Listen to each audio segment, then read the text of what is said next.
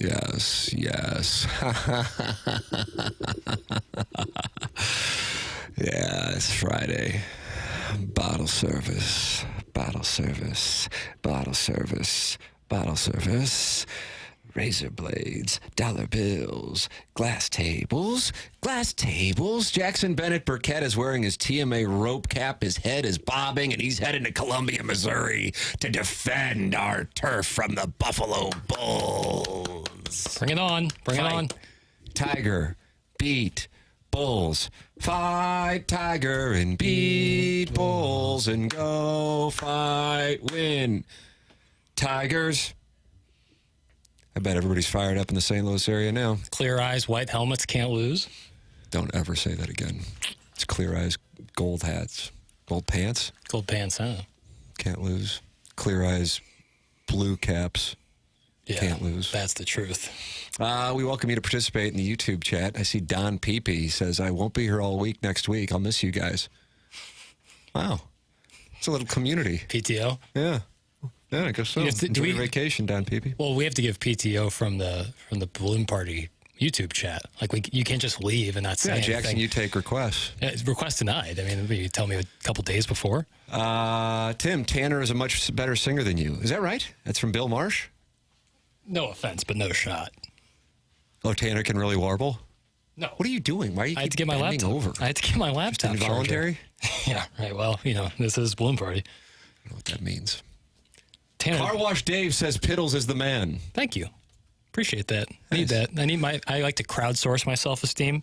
That's not a bad idea. Yeah. 314-399-9646 is how you can text in. Are we doing trivia today? Yeah. Nice. Blood Bash tickets? Yep. Woot! Woot! Woot! So we got all kinds of things going on. Telling me. If you're watching on YouTube, you're watching a dog and pony show. And the fact that I can even broadcast is a tribute to my greatness while this nonsense is going on, this distraction. The show is 1 hour. Can we just do a little show prep? Just a little. Good now. Unbelievable. It's insulting. They might as well put the outlets in here like on the ceiling. I just can't. There's a million different. Jackson's. Oh, it's not HD2. You ever played the board game Mousetrap? No, I haven't had the opportunity. Is that like Hungry Hippos? No, it's like it's very intricate, and you like build this thing, and you put a little marble, and you try to get to the end. It's very fun. I played Gerbil Trap. Yeah, well, haven't we all? And very similar to Mousetrap. It's almost actually like Operation, where you can't touch the sides. Oh, manual dexterity. Yeah. Is that your favorite board game? You seem like a Risk man. I like Monopoly because it gives me a chance to beat a guy like you. Right. You like calling people fat cats? Yeah. Yeah. And I'm like, we can win with Baltic and Mediterranean. Oh, no. You just looked at Baltic and Under Mediterranean. the boardwalk. Okay. Yeah, you're no Tanner. Janice. Ladies and gentlemen, Jackson has prepared a smorgasbord of questions. It's the Little Piddles Friday 6-shooter and something we do about 10 times a year. We have a guest. Yep. Gabe DeArmond. The Colonel. Brought to you by James Carlton. What time's the Colonel on? 10:15. I'll ask Gabe, what do you think of this game? I don't know. The season starts, I guess, next week. I'm not sure on Boston College, really, but Florida State might just suck. And I'll ask him about the uniforms. Norfleet. I'm excited for the Boston College game. Really excited. I really am. Really excited. I think that and possibly the Vanderbilt game, too, can be some good tests and really good things to do before you go to College Station. Because I'm not convinced Texas A&M is as bad as they looked against Notre Dame. Like, I don't think Connor Wagman's that bad. Okay. All right. I was impressed by their defense. Yeah. Defense is good. I just think their offense is going to... Week 1, college football, I mean, how much better did Mizzou look against Tennessee or Ohio State in the bowl game than they did against Middle Tennessee State or South Dakota State last year to localize it? I follow you on that. Yeah, the great teams improve over the course of a season, without question. I think there's a chance also that Missouri's a favorite all the way until they get to Tuscaloosa. You think they're going to be a favorite at Texas A&M? I think there's a chance that they're a favorite against Texas A&M. I could see that. If they're a favorite against Texas A&M, then they most likely are a favorite in every game until they go to Tuscaloosa. Right. They say what the home field advantage is like a 3-point boost on the spread. So Mizzou would have to get to like maybe even if they were a touchdown favorite going at home, 3.5-point favorite. I could see it. All right, Jackson's got it with me now. Jackson, I guess the Colonels at what time again? 10. We're gonna do them in this next segment, Okay. and we'll have trivia at 10:45. All right. Do you have a question that I can just hit on this little Piddles Friday 6-shooter? I'm curious what the lead is. The lead. Uh-oh. Hold on a second. Red alert. I don't know what's going on, but I just picked up a read. Listen, here's what I did for years. I would sit at poker tables and I would own souls. And it's the involuntary actions that would tell me what the players had. I could have 7-deuce offsuit. I don't care. I'm taking the pot. And what that just told me was you're about to lead with the Chiefs. No, I don't. What is the lead story in St. Louis today? Nothing. St. Louis sports-wise happened. The answer is always, what are people talking about most? The Chiefs and Ravens. Okay, well, there we go. All right, was he in bounds? I looked pretty clear that he wasn't. You just told me that you weren't leading with the Chiefs. I don't have, but like my questions have nothing to do with like what would actually be the lead because there's nothing So of we're like going to talk about. Well, there's nothing of material, real interest in St. Louis right now. Like after last night. So you think sports fans are just staring at the wall right now? No. I guess you don't realize the Cardinals are only 5 back of the wild card, and the Mariners are in town. Okay, they have a 1.4% chance of making the playoffs. Tim, your thoughts on this Cardinal club? Well, the schedule is very favorable from here on out. The Cardinals only play one playoff team, and that's the Guardians. Other than that, it's a series of butt asses from here until the finish line. And if the Cardinals can lose 4 games between now and the end of the season, and no more than 4 games, you can put $100 down on the Cardinals to win the World Series, and you will be paid $50,000. You have a fiduciary responsibility to your families, nay, your community, to put $100 down on the Cardinals to win the World Series. And on November 2nd, when they get the final out at Yankee Stadium, cash in your $50,000. And then you spin that up by putting it on Missouri to win the national championship. Now we're talking. And then you spin that up by taking the St. Louis Blues to win the Stanley Cup. Yeah, I'm with it. Let's do it. Okay. Let's get paid. Spin, spin, sugar, sugar, sugar, sugar, sugar. Spin, spin, sugar, sugar. Oh, I'm grinding my teeth. My spine is tingling. Arrgh. That would easily be the best year in, like, not calendar year, but 12 months in St. Louis sports, probably history.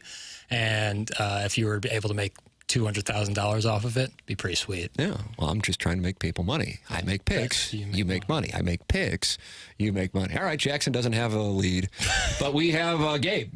Gabe will talk Chiefs. Probably more interested in talking Chiefs than talking Missouri Buffalo.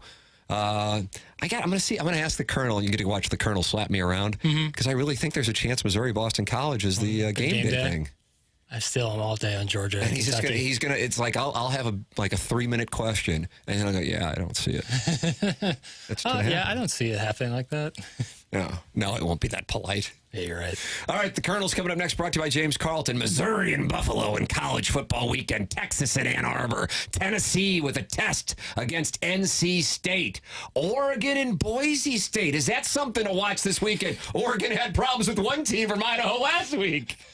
Does this team have a problem with programs from Idaho? I think they do, and I'll tell you why. Me and this town soft. This is Balloon Party on 101 ESPN.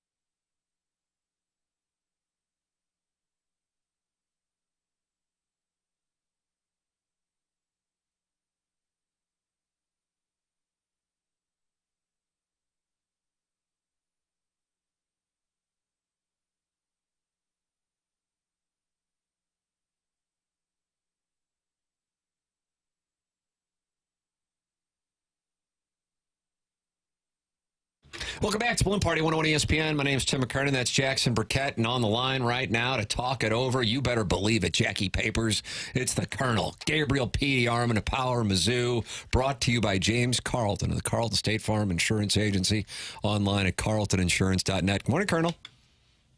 Hi, guys. What's up? What's the good word, man? What's the good word? I got nothing. All right, fair enough. I like that. That allows me to paint on a blank canvas. You anticipate this being slightly more competitive than last week?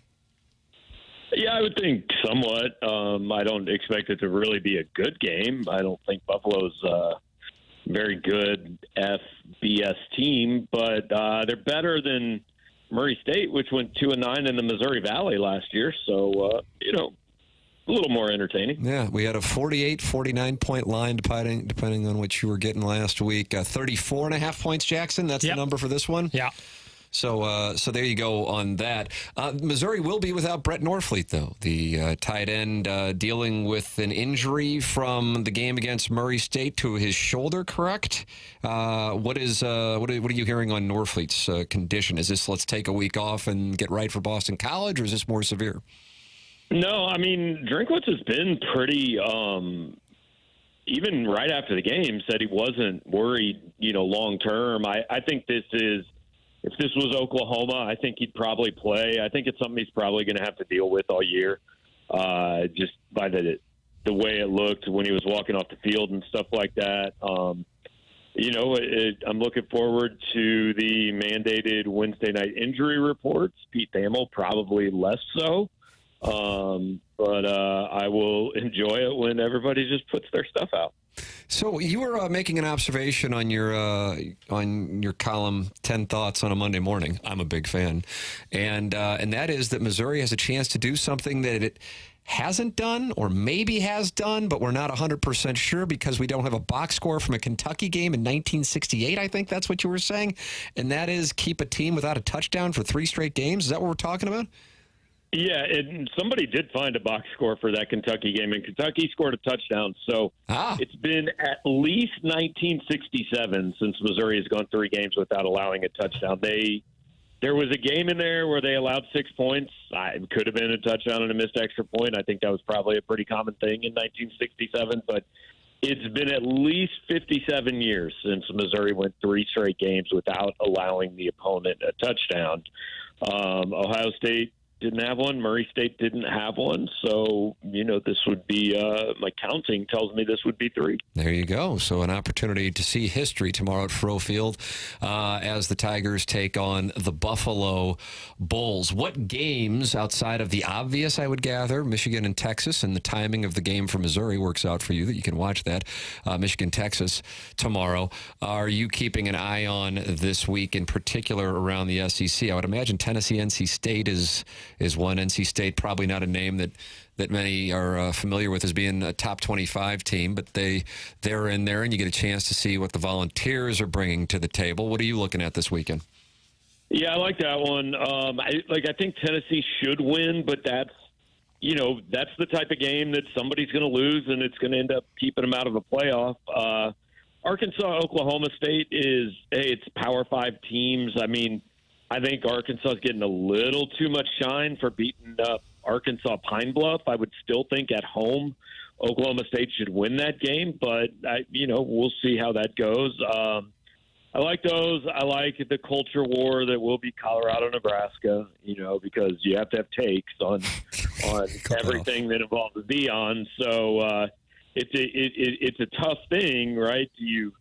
What do people dislike more? Nebraska that they've disliked for 50 years, or the idea that Deion Sanders would win a big game? I mean, it's an ethical dilemma for a lot of people. Yeah, you got that one going on tomorrow in Lincoln. Deion and Matt Rule, at least so far this week, are playing nice after last year, going back and forth. Kentucky, South Carolina too, which is, I mean, it's interesting in that it's a conference game.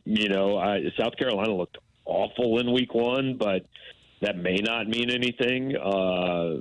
Missouri doesn't obviously play Kentucky this year, but does play South Carolina down the road. Jackson is wagering with me that game day will be at Lexington for next week's Kentucky-Georgia game. I texted you about the possibility of Missouri getting it for the Boston College game. You dismissed it with 3 letters and the word nah. Anything else in play, or do you think Jackson's going to win this wager?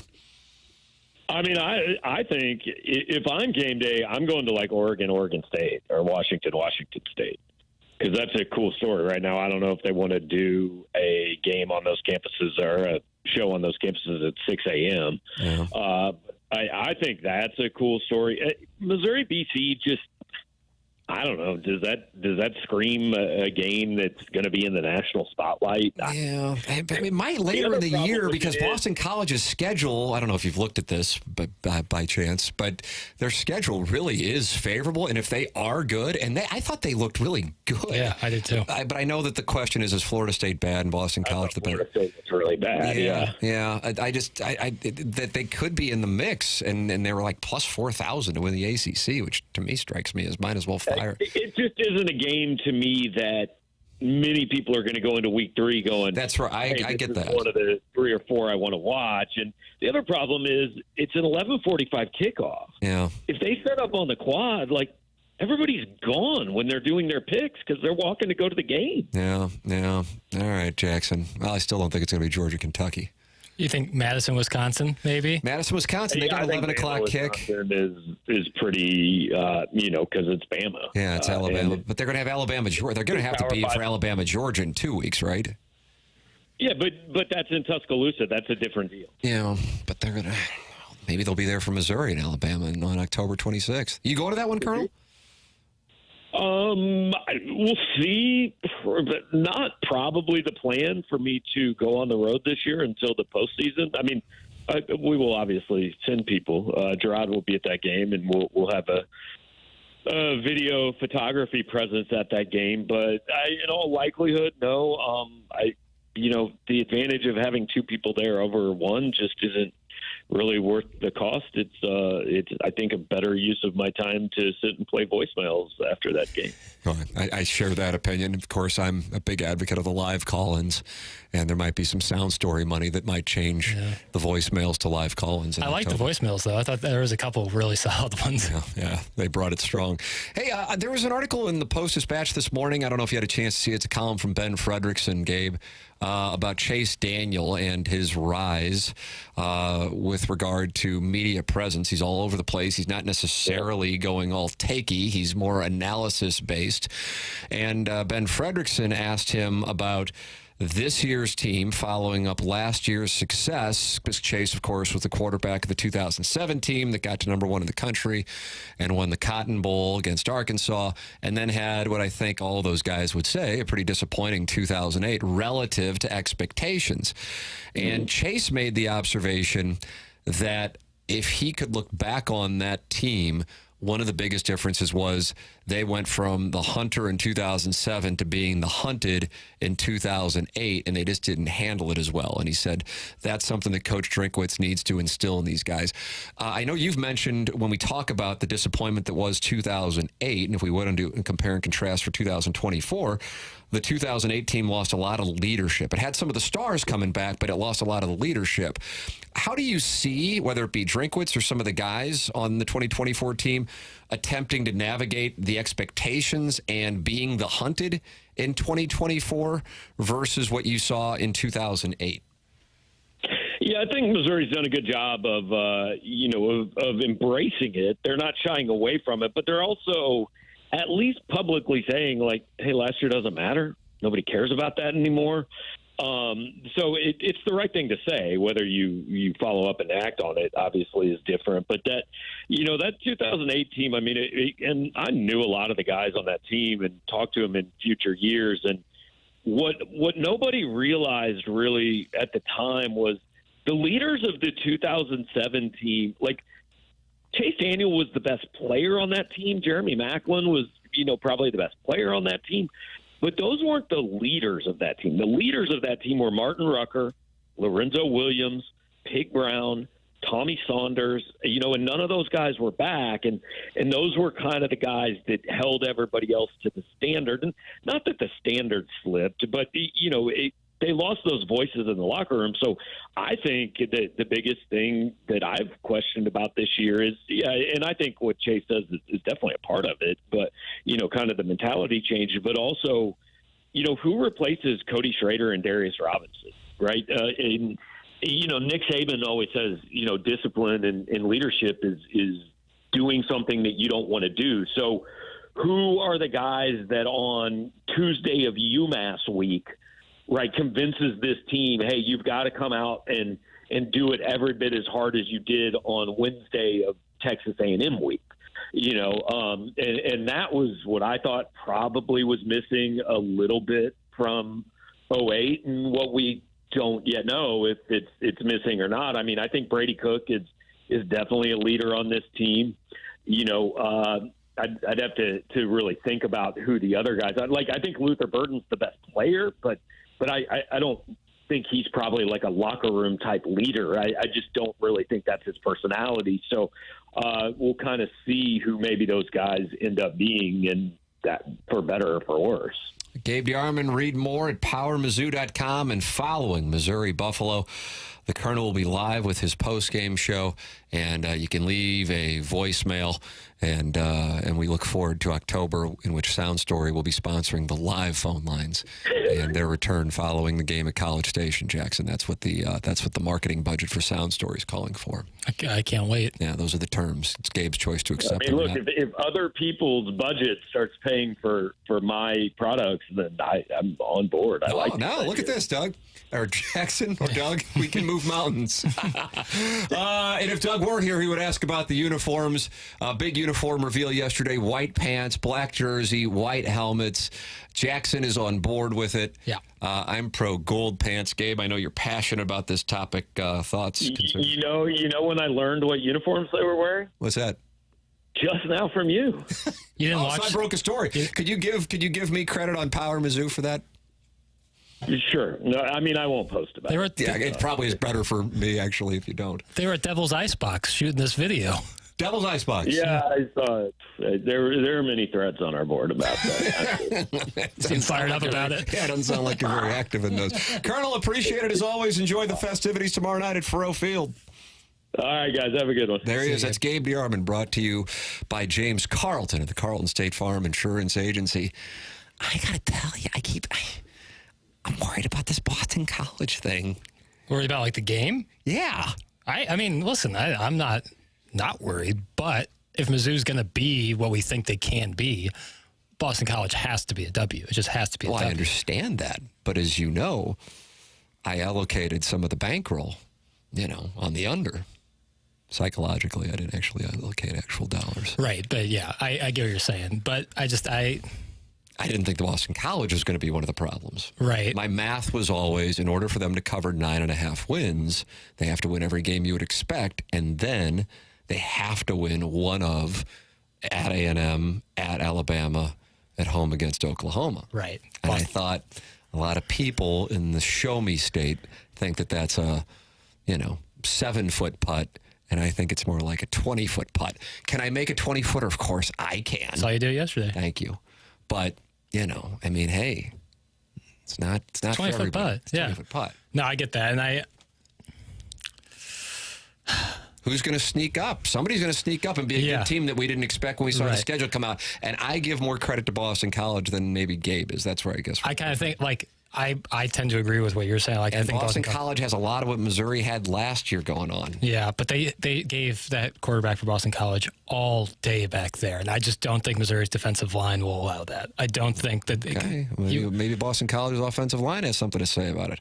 Maybe they do, and maybe I could be way off, but Florida State, they were just not getting to the quarterback at all. I'm thinking of taking my sons to that game, and my wife taking. I don't know. Is it a bad idea, by the way, to take a 2-year-old to a game? I don't know. I'm a tough person to ask that, but people can text in or on the YouTube channel. Yeah, I always like when people tell me how to parent. 314-399-9646. And at the first experience, I took my older son to the Dome because I wanted him to see the best facility. Right, prestigious. For the Memphis game, But like, what if Dad's all angry and drinking whiskey and yelling and throwing bottles? Well, you got introduced to him young. No, I mean, how many times have you seen, remember when Drew Brees won the Super Bowl, he had his little baby with the headphones on? Drew Brees' son, headphones. Yeah, so, if Drew Brees can do it, you're scrappy and, I guess you're undersized. Right. I guess you're right, Seth. Midwestern guys. Yeah, meat and potatoes guys, proletariats. Yeah. All right, well, we'll figure it out. Ladies and gentlemen, Jackson's got this Little Piddles Friday six-shooter coming your way. I can't wait. Matt Rocchio, because he's proactive, and he's a hard worker. He's from South St. Louis. It wasn't handed to him. Oh, yeah. Mr. Steelio Audio is what I call him. Now, what does that mean, Mr. Steelio Audio? Every day when I get in here, the audio, we have the same software that plays the audio for the shows, and when I get in here, it's the audio I've cut for TMA, almost without miss. Well, all I know is the audio that he, on his own, cut for us from Derek Gould being in studio on the opening drive, and Rocchio was telling me some of the things that Derek Gould was saying. I mean, I'm horrified and I'm despondent. So I can't wait to hear this on the other side of the break. Plus, Jackson has trivia for the Bud Bash tickets. It's all coming your way in the second half of Balloon Party 101 ESPN.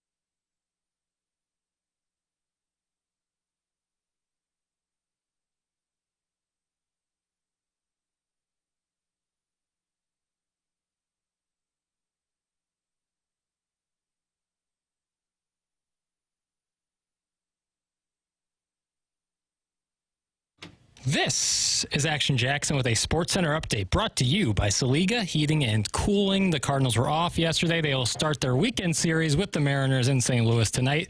7:15 first pitch. Last night in the NFL, first game of the season, the Kansas City Chiefs defeat the Baltimore Ravens 27-20. And tonight, more NFL action taken on in Brazil with the Packers and the Eagles. You can catch that game right here on 101 ESPN pregame 6:30. Kickoff at 7:20. That was another SportsCenter update brought to you by Saliga Heating and Cooling, an independent American Standard heating and air conditioning dealer.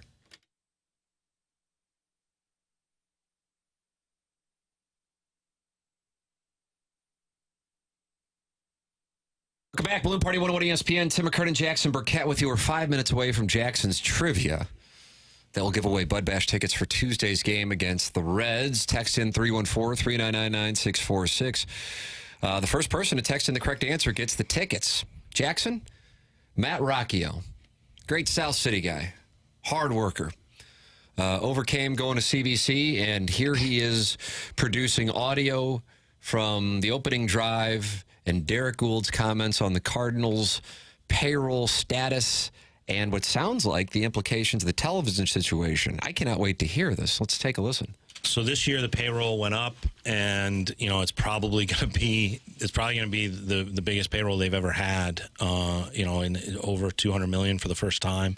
And early on in this season, they got the payment from Bally, from Diamond Sports, their rights, their broadcast partner. They got the full payment, and it was very clear that they were going to get that, despite what's going on elsewhere in that area. Next year is not a guarantee. How this all plays out. It's going to pinch teams. It's going to pinch the finances. It's going to slow one of the biggest revenue sources for a lot of teams. What they had counted on to be a torrent of profit is now going to slow to a trickle. For a few years, and then it's going to be back to the torrent again once they get the streaming thing figured out. But it's going to have a few years of difficult time for teams, maybe difficult time for fans, but it's going to pay off for both of them down the road very clearly. That's going to be a factor in 2025 that it was not in 2024. You look at some of the length of some of these contracts. We talked earlier about how they really have like a get out quick. They have an ejector seat or two on their roster. Some of that is financial too. I think I'm really eager to hear, and this will be something that will certainly be talked about, and they'll have to articulate at the end of the season, is how do they go, all right, we base a lot of our payroll on attendance and ticket sales. We had that slow down. But one of the reasons why it slowed down is because of the team that then needs spending to improve. So at what point in time do they look at the roster as you have to spend to get the people back? And how do they... We have an epidemic in this building with outpoints on editing audio. An absolute epidemic. I want everyone to know that I did not cut that. Good for you for taking responsibility. Tim was laying praise on Matt Rocchio for cutting audio from his own show, by the way. And even so, that was the other point. Mr. Steelio I audio. felt like I was watching the end of The Sopranos. Yeah. And I turned to my wife, did we just lose the service? Bang up job, Matt. Unbelievable. Just kidding. I love you. Well, from what I could hear, I have to tell you, if I had a chance to follow up with Derek, and I love having deep dive baseball conversations with Derek Gould, I really do. Did a number of them on my podcast back in the day when we were both at KFNS. I'm not sold at all that this is going to wind up being better financially for the Cardinals. No, I don't. I mean, there might be a situation where that could happen, but I don't see that. I agree with that exact sentiment. It may happen. Yeah, but likely. But in order for it to happen, you have to have a profit margin that is greater than what they were getting in 2024 from Bally's, which was in the $60 million plus range. And so if the Cardinals create their own network, which theoretically could be in play. We've heard Bill DeWitt talk about the possibility of going in with the Blues on something. God bless America. I'd love it. I would love it. Absolutely love it. Well. There is expense associated with that. There is risk associated with that, and there is no guarantee that when it's all said and done, by any means, that the bottom line figure is greater than whatever the bottom line figure is from their deal with Bally's. And if it is 20% lower, 25% lower, you're talking about dropping down to $45 million. And if that number is net from Bally's, I mean, that therefore translates to what you can do payroll-wise. Totally. So it's... But listen, maybe he's just more confident in it. I think if the Cardinals were really confident in it, I think they would be doing it. Right. It seems like the way they've been spending is they're not confident in it, you know? And if they were super confident, I don't think they would want to partner with the Blues. Like, if you got a home run, you're not taking on partners. Right. And you're also going to a bank. Also, Amazon. See what I'm saying? Does anybody hear me? Holler if you hear me. Tupac, 91? Was that 91? This is me hollering. Okay. But also Amazon, which was thought to be out of the picture as of last week, is now back in the picture. Josh Kozman of the New York Post is reporting that Amazon Prime still Amazon and Bally's are like a high school relationship. They're off and on, back on. It seems like what he said about me on social media. No. I'm not going to return his tax. How's my vocal fry? Really solid. You sound like a little snake right there. Thank you. But yeah, Amazon could be back on the table. They're reporting that they could take everybody. But the thing is, I still don't know how it works with the digital rights, because Major League Baseball has the digital rights. That's exactly right. And so unless they sell that over to Amazon, the Cardinals are out of luck. And it's not just the Cardinals. There are a number of franchises involved in this. I don't know. Hey, you know what? I feel like Derek Gould is the answer key, though. Mm-hmm. And that which I've been theorizing on our one little hour of moron radio here. That's right. Which is, look at the Cardinals deals. They've been doing these short-term deals, and I think it's because of the television situation. Derek Gould saying that, you know what? I feel like I should be doing a little end zone dance right now. Maybe I will. Maybe I'll do it on camera. Maybe I'll do it off camera. I don't know. Maybe I'll do it on OnlyFans. We'll find out. Who's your favorite end zone dance currently? Let's go currently. Jalen Waddle. Jalen Waddle. I like the Fun Bunch from the Washington... Can't say it. Right. Art Monk. I know the Fun Bunch dance because that was like the first group celebration, right? Yeah. I like a group celebration. I like what the Seahawks receivers used to do. They did that little little dance, like a little boy band dance that they would do with DK Metcalf and Tyler Lockett. You like NSYNC, Backstreet Boys, 98 Degrees? I missed the boy band era just by a couple years. Well, I don't hearken back. I don't have a lot of reverence for it because I can have Rocky play it back and cut it off before the end of it. And you just said I missed the boy band era. All right, we got this trivia question, Jackson. Let's lock first in. one to text in 314-399-9646 gets the Bud Bash tickets. Cardinals and Reds this Tuesday. What is our category today on Friday, September 6th, 2024? All right, so before I ask the question, I got to give a little bit of context. So states have two-letter postal codes. Missouri's, of course, is Mo, so I'm going to rule out one of them, nice. M-O. Every state has one. What is the only state with a two-letter postal code that is two vowels? Only one. Only one. This is a tough one. This is a thinker. Okay, fair enough. Let's see what we got. I got it, by the way. Okay. You're just going to have to trust me on this. All right. I guess I'm going to try to text it to you. I've texted a lot of people since I texted you. What does that say? Well, I'm checking who's interested in the producing job here. Well, Rocky was on the board until he had a nice little out point. Stunning out cue. And the answer has arrived.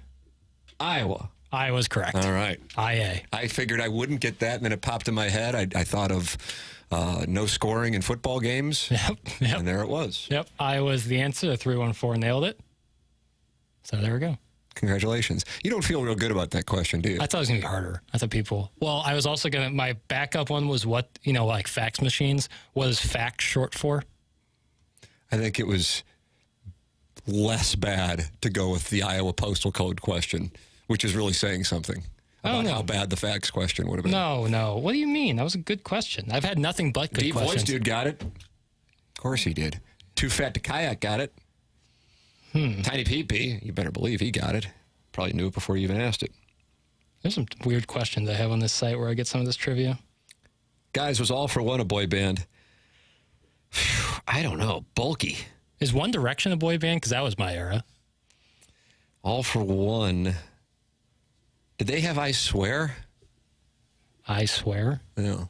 We can't play that, can we? I guess if I did a rendition of it, we could play it. I Swear. But I think I was All for taller than One. all those guys. Oh, boy, yeah, you might have been. And Who's just one guy in it? just an unfortunate BMI situation, if memory serves. If people remember the episode of Seinfeld where George is giving away the Susan scholarship, it looks like the kid who he gave the scholarship to was in All for One. Oh, that's a He good looks call. See, way- that would have been a lot better than the Iowa Postal Code. He looks way out of place in All for One. Guys, LFO was the cutest boy band. Thanks. That's from Tiny Peepee. I thought that was New Kids on the Block. They referenced New Kids on the Block. Check this out. New Kids on the Block had a bunch of hits. Chinese food makes me sick. What about Marky Mark and the Funky Bunch? Were they a boy band? No, the Funky Bunch, really, I don't know if they existed, Okay. you know? Yeah. But Marky Mark certainly did. Bone Thugs wouldn't be considered a boy band, would they? I don't think they'd appreciate that. No, I wouldn't either. More thoughts on boy bands and LFL coming up in the final segment. It's Balloon Party, and it's driven by Munganess St. Louis Acura, Munganess Burkhardt Alton Toyota on 101 ESPN.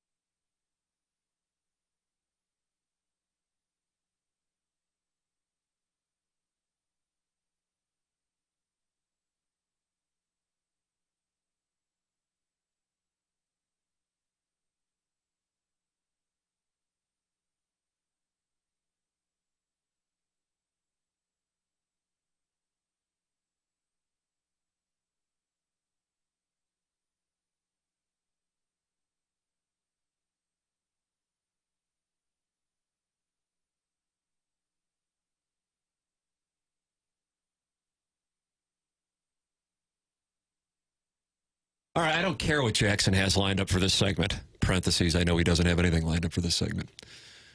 Yesterday, Jackson and I played in the Ascension Classic Pro-Am. Saw 101 ESPN's Jay Delsing out there playing with a member of the St. Louis Blues. And Jackson, you identified them all by face. I knew Scott Perunovich. By face? Okay. I mean, there was like a sound made right there. So then how do you know it was Scott Perunovich? I read the tee sheet. Okay. So I was like, one of those gentlemen is Scott Perunovich. But you didn't know which one? I don't think that's important, you know. I think just the fact that his presence was felt is all that matters. And one of the great things, now I've never experienced anything like this where, number one, I get to play in a Pro-Am. So I'm just excited. And I've got my autograph book. I remember having one of those when I went on a Disney cruise. Oh, there it is. Yeah, I get to play in Pro-Ams all the time. Well, I don't. Right. You know, when you grow up around Francis Park, you play Tower T. Yeah. You work Pro-Ams. On Mondays with the staff. Yeah, right. The members aren't there. Right. And so I'm just excited to be in the pairing. Sure. And then we get to Norwood. And what an incredible event. We get to play with Mark Hensby, a friend of mine, Michael Wellington, caddies for Mark Hensby. They're paired today with David Duval and Bernhard Langer, who at 68 still is killing that too. Crazy. Mark Hensby finished T5, I think, at the 2005 Masters, where Tiger's ball barely rolled in, one of the most famous golf shots in this century, I would say. And he was over his putt on the 18th at Augusta when that ball fell in. He said, I had to walk away from the ball because it was the loudest cheer we'd ever heard, still to this day. But one of the things that they allow you to do is to get merchandise, and they give you credit to do so. And I'm looking around, and I think there's some people who think I'm selfish. But yesterday, I thought, what can I get for my boys? And there was a launch monitor there. And I thought, you know, I've got my 2-year-old working on his chipping right now for 3 hours a day. Yeah. And I have a little van by the putting green where I meet beverage cart girls. And we just talk about getting into broadcasting. So I need a launch monitor for my 2-year-old. Right. 7-year-old's already, he's already. You just got to keep him busy, though, with the launch monitor. So I get a launch monitor because I'm thinking of my boys. Right. You could have gotten the same launch monitor. What did you get with your credit yesterday? Launch monitor's not inexpensive. Right. I got some stuff. And what did you get? Answer the question. We're short on time. Well, I got really nice. And when I say really nice, I mean he's overselling it for a reason. This is like the Cadillac of performance underwear. Jackson got underwear. Yeah, boxer briefs, if we're being specific. 6-inch boxer briefs. Jackson got underwear. You could have gotten a driver. $700 driver. Yep. By the way. Oh, yeah. You could have gotten a launch monitor. Sure. I mean, there were alligator skin belts. Right, which is right up my alley. I know that is kind of. Yeah. I noticed you. When I wear a mink, I like to have an alligator belt as well. I see it, Brio. But Jackson said, no. I'll pass on the launch monitor. I'll pass on the driver. I'll get some underwear, please. Yeah, and Tim jokes, and this is, you know. Tim doesn't joke. Tim jokes, but when I woke up this morning and cut the tags off, broke out the new underwear, I felt so vindicated. It hurt this morning. I'm just walking around in. So you're wearing this right now? Oh, they're on my person as we speak. Probably explains the Iowa question. Yeah, I mean, my thighs are in paradise. That's all I'll say. My thighs and other places are in paradise. That's great. That's awful. And there's no launch. Explain that to my kids. A launch monitor simply could never give me that feeling. Could never. Oh, I know my ball speed. Who cares? I have uncomfortable underwear. Not me. So Jackson, I might have been the only guy to visit the underwear table yesterday. It was pretty sparse. I bet. They had a lot of products still on the table. But he was so delighted, and then told me just now in the commercial break that he was so happy putting this underwear on this morning that he was. I was starting to get angry with you because you were chirping me about it, and I was so vindicated this morning. I almost was upset with you. Jackson didn't wash them before wearing them? That's from the get out of here. It's brand new underwear out of a box. What's in the Air Comfort Service text line. That's all I do. If people are out there the teleprompter. saying that Ron is going to read what you put in the prompter. Everybody knows that. Just like when people say that they've never peed in the pool, they're lying. If they're telling you that they buy new underwear fresh out of the pack and wash it first, they are lying to you. They are lying to you. That is nuts. Get out of here. They are very disappointed with you in the Air Comfort Service text line, as am I. I saw someone say great radio, and that's all the pat in the back I need. Jackson, congratulations on your new underwear. I'll be out there with the boys in the launch monitor. Yeah, nice. Just wearing my, you know. Rags. Yeah, fruit of the loom. Oh, man. So vindicated. Time for us to go. BK and Ferrari are up next for Jackson Burkett and his new underwear. I'm Tim McKernan. This has been Balloon Party, driven by Munganess, St. Louis Acura, Munganess, Burkhardt, Alton Toyota on 101 ESPN and the 101 ESPN YouTube channel.